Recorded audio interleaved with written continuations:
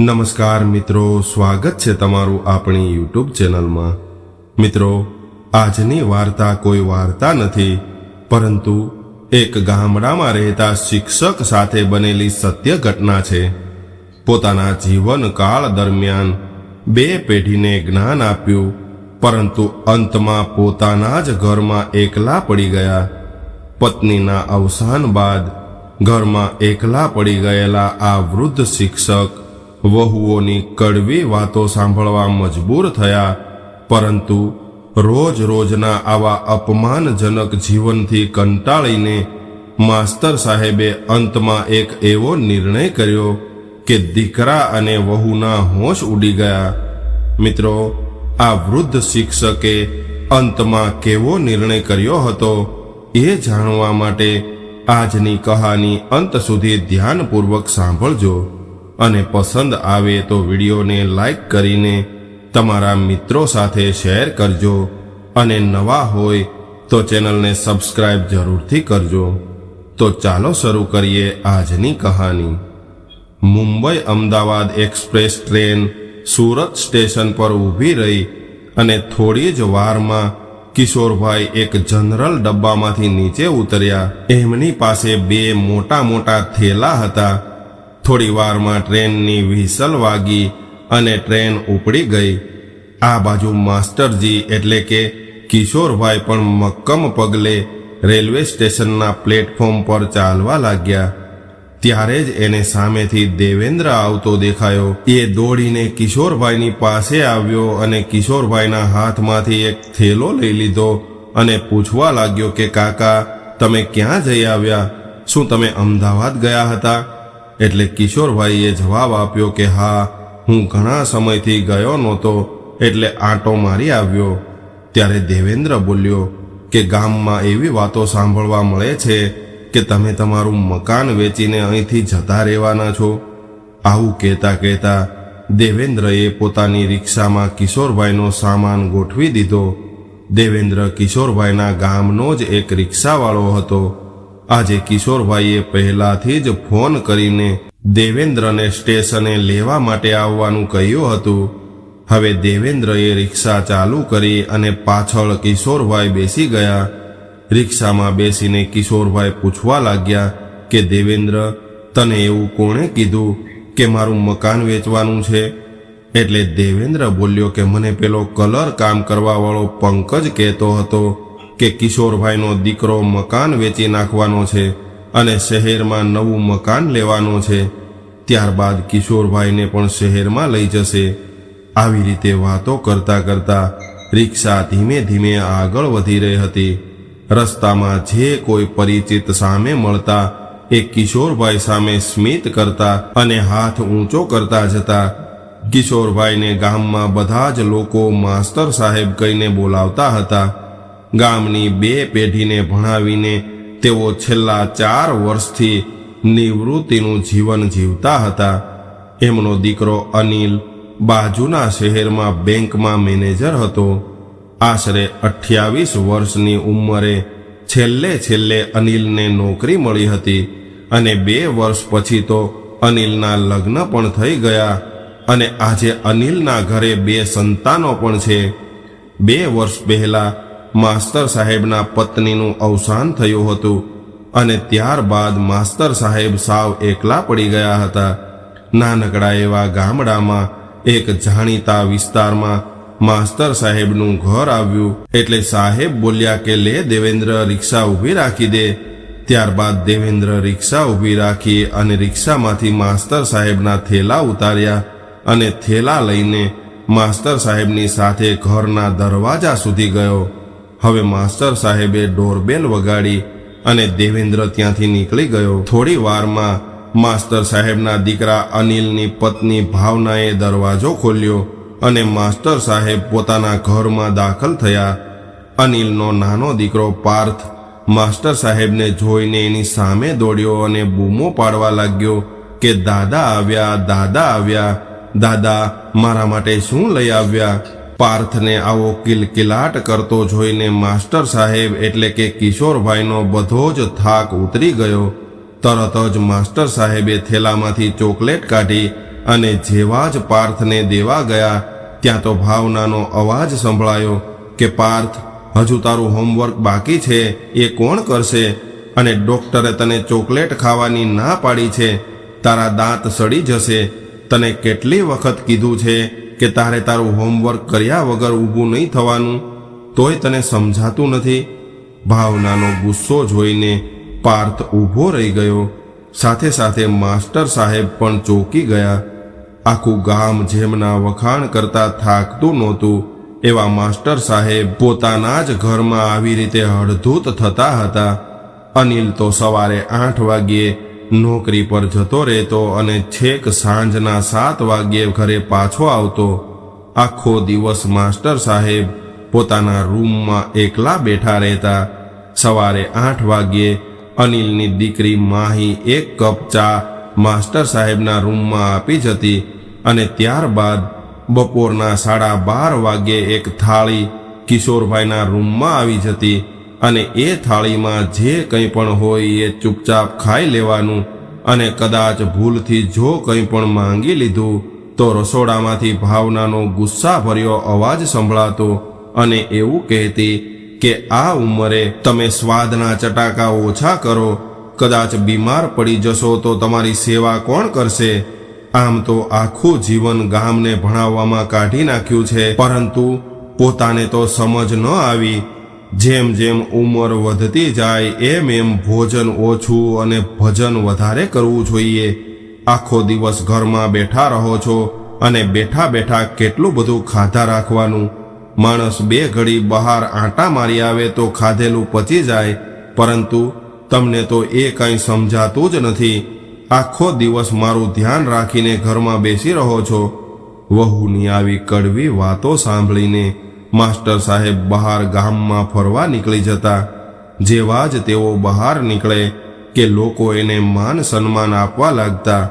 કોઈક એને ચા પીવા લઈ જાય તો કોઈ એના ભૂતપૂર્વ વિદ્યાર્થીઓ એનો ખૂબ આભાર માને. આવી રીતે ઘરનો બધો જ કકળાટ માસ્ટર સાહેબ ભૂલી જાય.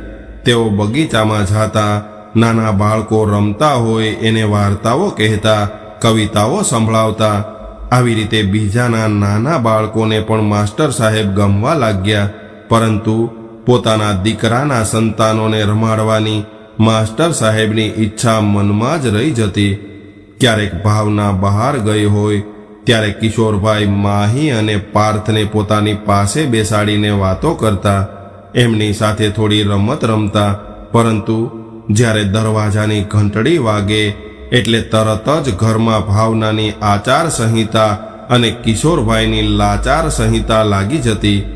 એવું નહોતું કે એમણે અનિલના કાનમાં આ વાત નાખી નહોતી, પરંતુ જ્યારે અનિલને ભાવના વિશે કહ્યું હતું ત્યારે દીકરાએ એની પત્નીને કંઈક કહેવાના બદલે ઉલટાનો એવું કહેવા લાગ્યો કે પપ્પા, તમારી બુદ્ધિ ભ્રષ્ટ થઈ ગઈ છે. અરે, હવે નિવૃત્ત થયા છો એટલે ઘરમાં બેસીને પંચાયત કરવાનું મૂકી દો. ભાવના ક્યારેય આવું વર્તન કરે જ નહીં, પરંતુ તમારી માનસિક હાલત બગડી ગઈ છે. અરે, એ બિચારી તો તમને કેટલા બધા સાચવે છે. અરે, એ તો સારું છે કે ભાવના આપણા ઘરમાં છે એટલે તમને સાચવે છે. કદાચ એ ન હોત તો તમને ક્યારના વૃદ્ધાશ્રમમાં મોકલી દીધા હોત. શું તમારે જાતી જિંદગીએ અમને બદનામ કરવા છે અને તમે કેટલા બધા દુઃખી છો એવું સમાજને બતાવવા માટે આવું નાટક કરો છો? શું તમે તમારા દીકરાના ઘરમાં શાંતિ રહે એમ નથી જોઈ શકતા? અનિલના આવા શબ્દો માસ્ટર સાહેબના હૃદયમાં ધગધગતા ખિલ્લાની જેમ ઘૂસી ગયા અને એક ડોઝ આપી ગયા.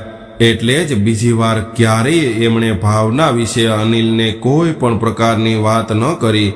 પરંતુ માસ્ટર સાહેબ પણ જાણતા હતા કે મારા દીકરા અને વહુએ મને મારા પેન્શન માટે જ એની સાથે રાખ્યો છે. કદાચ મારું પેન્શન ન આવતું હોત તો ક્યારનો ઘરમાંથી તગેડી મૂક્યો હોત. આવું વિચારીને માસ્ટર સાહેબ પોતાના રૂમમાં લગાવેલા પોતાની પત્નીના ફોટા આગળ બેસી ગયા અને આંખમાંથી આંસુ નીકળવા લાગ્યા. કિશોરભાઈએ 15 દિવસ પહેલા વાત કરી હતી કે મારે મારા જૂના મિત્રોને મળવા માટે અમદાવાદ જવું છે. આવું સાંભળીને તરત જ ભાવનાની આંખમાં ચમક આવી ગઈ અને તરત જ એણે 2 થેલા તૈયાર કરી દીધા હતા અને આજે પાછા ઘરે આવ્યા ત્યારે વહુના મોઢા પર એક નફરતની લાગણી હતી. સાંજે અનિલ ઘરે આવ્યો ત્યારે માસ્ટર સાહેબ પોતાના રૂમમાં ઊભા હતા અને અનિલે પણ ત્રાસી નજરે એમના તરફ જોયું, પરંતુ એક વાર પણ પૂછ્યું નહીં કે પિતાજી તમે અમદાવાદથી ક્યારે આવ્યા અને કેવી રહી તમારી જૂના મિત્રો સાથેની મુલાકાત. આશાભરી નજરે માસ્ટર સાહેબ પોતાના દીકરાને જોતા રહ્યા અને વિચારતા રહ્યા કે હમણાં જ અનિલ મારી પાસે આવશે અને મારા હાલચાલ પૂછશે, પરંતુ અનિલ જમીને પોતાના રૂમમાં જતો રહ્યો. એટલે માસ્ટર સાહેબ ઉદાસ થઈને પોતાના પલંગ પર આવીને સૂઈ ગયા.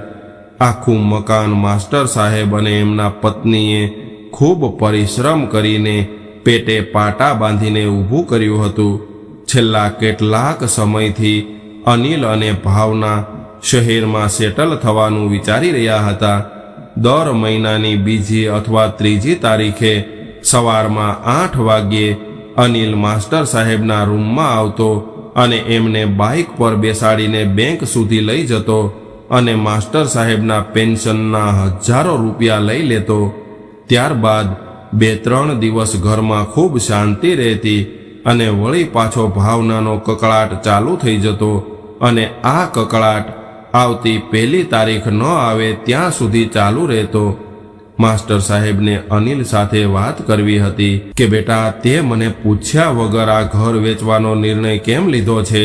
આમ પણ અત્યારે મકાનના સારા રૂપિયા આવતા હતા અને એ રૂપિયાથી અનિલ શહેરમાં એક ફ્લેટ ખરીદવાનું વિચારી રહ્યો હતો.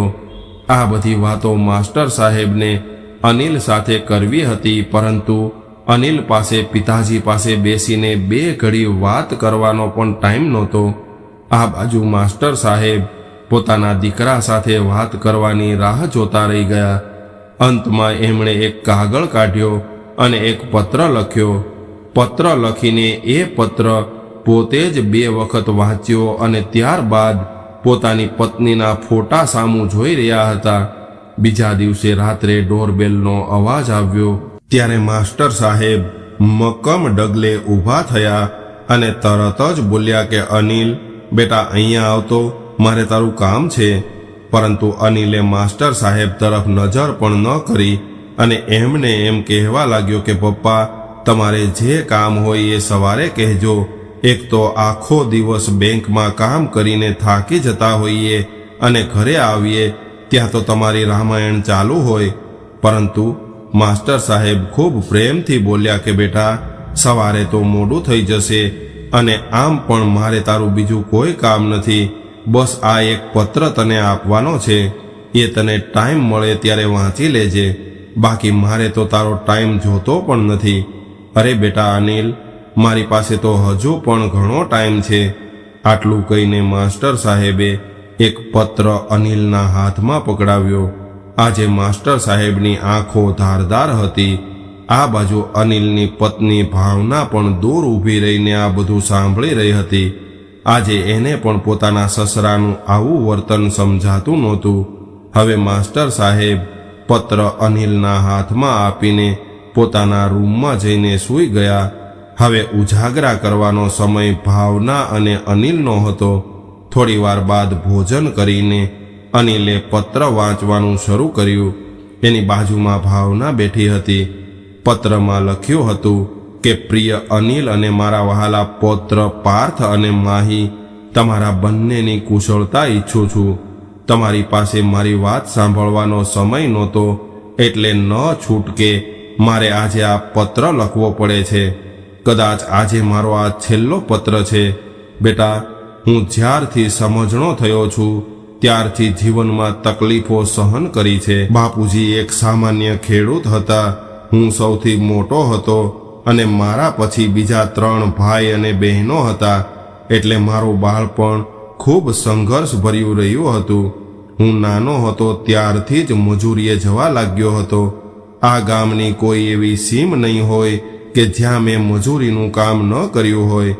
સાંજે મજૂરીએથી ઘરે આવતો ત્યારે મારા નાના ભાઈ બહેનો મારા બાપુજી અથવા બાના ખોળામાં રમતા હોય અથવા તો સૂતા હોય ત્યારે મને પણ એવી ઈચ્છા થતી કે મને પણ કોઈ આવા લાડ લડાવે, પરંતુ એ ઈચ્છા હું મારા મનમાં દબાવી દેતો. મારા ભાઈઓ અને બહેનો થોડા મોટા થયા ત્યાં તો મારા બાપુજી અવસાન પામ્યા અને બા પણ બીમાર રહેતા, એટલે ઘરની બધી જ જવાબદારી મારા માથા પર આવી ગઈ હતી. હું ઘરે બેસીને રાત્રે ભણતો હતો અને દિવસે ખેતરોમાં મજૂરી કરવા જતો. ભાઈઓ મોટા થતા ગયા અને ખર્ચા વધતા ગયા. 2 બહેનોને પરણાવી દીધી અને ત્યારબાદ મારા પહેલા મારા નાના ભાઈઓને પરણાવી દીધા. ત્યારે બધે જ મારી વાહ થવા લાગી. એ સમયમાં 12 પાસ કરીને શિક્ષકની નોકરી મળી જતી હતી, એટલે મેં 12મું ધોરણ પાસ કર્યું અને મને પણ શિક્ષકની નોકરી મળી ગઈ. મારા નાના ભાઈઓને તો પાંખો આવી એટલે તેઓ ઉડી ગયા. ત્યારે મને મનમાં એવો વિચાર આવતો કે હું કોના માટે જીવું છું, પરંતુ પછી એમ થયું કે હવે મારા સંતાનો છે, એટલે મારા સંતાનો મોટા થશે ત્યારે મને સુખ મળશે. તારી મમ્મી પણ હું સ્કૂલે જતો ત્યારબાદ ગામના ઘરોમાં કામ કરવા જતી. અમે 1 રૂપિયો બચાવવા લાગ્યા અને એ વખતે મારો પગાર પણ ટૂંકો હતો. તારો જન્મ થયા પછી હું ગામમાં પોસ્ટ ઓફિસમાં ધીરે ધીરે બચત કરવા લાગ્યો. બેટા, મેં મારા જીવનમાં સારા કપડાં પણ પહેર્યા નથી. એક વખત તું 8 વર્ષનો હતો અને તે જીદ કરી કે મારે નવા બૂટ જોઈએ છે. ત્યારે હું શહેરમાં ગયો અને બૂટ તો લઈ લીધા, પરંતુ પાછા ઘરે આવવા માટે ભાડાના પૈસા ન વધ્યા, એટલે 20 કિલોમીટર ચાલીને હું ઘરે પહોંચ્યો, પરંતુ તને નવા બૂટ લઈ દીધા. ધીરે ધીરે સમય વીતવા લાગ્યો અને મેં ટ્યુશન શરૂ કર્યા અને રકમ બચાવતો ગયો. અને અત્યારે આપણે જે મકાનમાં રહીએ છીએ એ જગ્યા એ સમયમાં સાવ સસ્તામાં મળી ગઈ હતી, એટલે રાતે રાતે હું અને તારી મમ્મી આ મકાન ચણાવતા. હું કડિયાના છોકરાઓને મફતમાં ભણાવતો હતો, એટલે એ લોકો રાત્રે 12 વાગ્યા સુધી અમને મદદ કરાવવા આવતા હતા. આ મકાનમાં ઈંટો વાપરવામાં આવી છે, એ બધી જ ઈંટો મેં અને તારી મમ્મીએ માથે ઉપાડીને અહીં સુધી લાવ્યા હતા. આ આખું મકાન તૈયાર થવામાં 5 વર્ષ લાગ્યા હતા. ત્યારબાદ મારો પગાર થોડો વધ્યો હતો, પરંતુ મેં કરકસર કરવાનું છોડ્યું નહીં. ત્યારબાદ તને ભણાવ્યો ગણાવ્યો અને તું બીકોમ થયો અને તને નોકરી મળી ગઈ. ત્યારબાદ તારા લગ્ન કરાવ્યા. પછી મને એવું લાગ્યું કે હવે મારે સુખના દિવસો આવશે, પરંતુ એવા દિવસો આવ્યા કે હું મારા સંતાનોને રમાડી પણ ન શકું. જે આખું ઘર મેં મારી મહેનતથી બનાવેલું છે, એ જ ઘરના બીજા રૂમમાં જવાનો પણ મને હક નથી. રોજ રોજ તારી પત્નીનો તિરસ્કાર મારે સહન કરવો પડે છે. એ બધું તો ઠીક છે, પરંતુ તે તો આ મકાન વેચીને શહેરમાં ફ્લેટ લેવાની આખા ગામમાં વાતો કરી છે, પરંતુ મને એક વાર પણ પૂછ્યું નથી. બેટા, હું હવે અંદરથી ભાંગી ગયો છું અને હવે હું મારી રીતે જીવવા માંગુ છું. હું મારી જે કોઈ રકમ પોસ્ટમાં મૂકતો હતો એ રકમ ડબલ અથવા ટ્રિપલ થતી, ત્યારે એ જ રકમ હું પાછી પોસ્ટમાં મૂકી દેતો. આમ ને આમ આ રકમ એટલી બધી થઈ ગઈ છે કે હવે દર મહિને મને 15,000 જેટલા રૂપિયા મળે છે. બેટા, આ વાત મેં તને આજ સુધી ક્યારેય કહી નથી. મેં એવું વિચાર્યું હતું કે હું ક્યારેક મારા દીકરાને સરપ્રાઈઝ આપીશ. અને બેટા, મારું પેન્શન તો જુદું આવે છે. બેટા, હું છેલ્લા 15 દિવસ અમદાવાદમાં મારા એવા મિત્રોને મળ્યો છું જે મારા જેવી જ હાલાકી ભોગવે છે. અમુક તો ઘરડા ઘરમાં રહે છે. અરે બેટા, ઘર આંગણે કૂતરા પોસાય છે, પરંતુ ગરીબ ગાય જેવા મા બાપ નથી પોસાતા. અને આમાં પણ વાંક મા બાપનો છે, કેમ કે તેઓ જાતે જ પોતાનું જીવન પોતાના સંતાનો પાછળ ખર્ચી નાખે છે, પરંતુ સંતાનો મોટા થયા બાદ પોતાની જિંદગીમાં એટલા બધા વ્યસ્ત થઈ જાય છે કે મા બાપને પણ સલાહ આપવા લાગે છે, અને મા બાપ માટે એને એક પળનો પણ સમય નથી મળતો.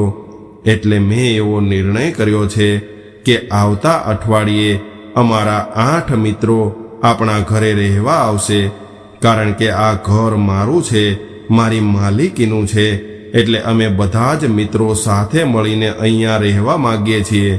આ 8માંથી 2 જણને રસોઈ બનાવતા આવડે છે, એટલે અમે અમારી રીતે જ રસોઈ બનાવીને ખાઈ લઈશું અને મારા પેન્શનની રકમમાંથી અને બચતની રકમમાંથી અમારું ઘર ખૂબ સારી રીતે ચાલવા લાગશે. એટલે તમારી પાસે હવે 1 અઠવાડિયાનો સમય છે. આ 1 અઠવાડિયામાં તમે તમારા રહેવાની વ્યવસ્થા કોઈ પણ જગ્યાએ કરી લેજો.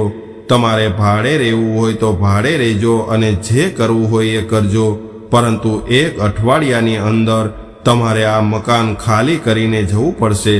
અને આ મકાનના દરવાજા પર મેં મોટા અક્ષરે અનિલ લખાવેલું છે, એ કાલે જ દૂર થઈ જશે અને ત્યાં ખિલખિલાટ લખાઈ જશે. હવે અમારે વૃદ્ધ નથી થવું, પરંતુ ફરીથી નાના બાળકો જેવા થવું છે. અને મારા 8 મિત્રો આવી રહ્યા છે, એની અંદર કોઈને કોઈ આવડત છે. એમાં એક તો ડૉક્ટર પણ છે, એટલે એ અમારી તબિયતનું પણ ધ્યાન રાખશે. અને આ મારો છેલ્લો નિર્ણય છે. અને હવે મારે તમારી સાથે કોઈ પણ પ્રકારની વાતચીત કરવાની નથી થતી. હું મારા માટે જીવવા માંગુ છું. કોઈ મને તરછોડે એ પહેલાં જ હું એને સંપૂર્ણ રીતે તરછોડી દઉં છું, કારણ કે આ સમય પ્રમાણે સંતાન બદલાઈ જાય તો મા બાપ શા માટે ન બદલાય? બસ એ જ પોતાના માટે જીવવા માંગતા માસ્ટર કિશોરભાઈ. માસ્ટર સાહેબની આવી ચિઠ્ઠી વાંચીને એનો દીકરો અનિલ હેરાન રહી ગયો, પરંતુ પિતાજીના નિર્ણય આગળ દીકરા અને વહુનું કંઈ ચાલ્યું નહીં. અને 5 દિવસ પછી અનિલ અને ભાવના પોતાના બાળકો સાથે ત્યાંથી નીકળી ગયા. પરંતુ નીકળતા પહેલા આશીર્વાદ લેવા માટે પિતાજી પાસે ગયા. ત્યારે માસ્ટર સાહેબે કહ્યું કે લગ્ન થયા પછી સંતાનોને આશીર્વાદની કોઈ જરૂર નથી રહેતી.